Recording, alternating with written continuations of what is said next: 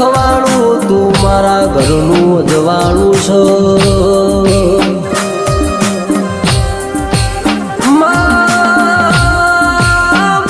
જેને મજૂરી ખાતર મલખ મેલ્યો હોય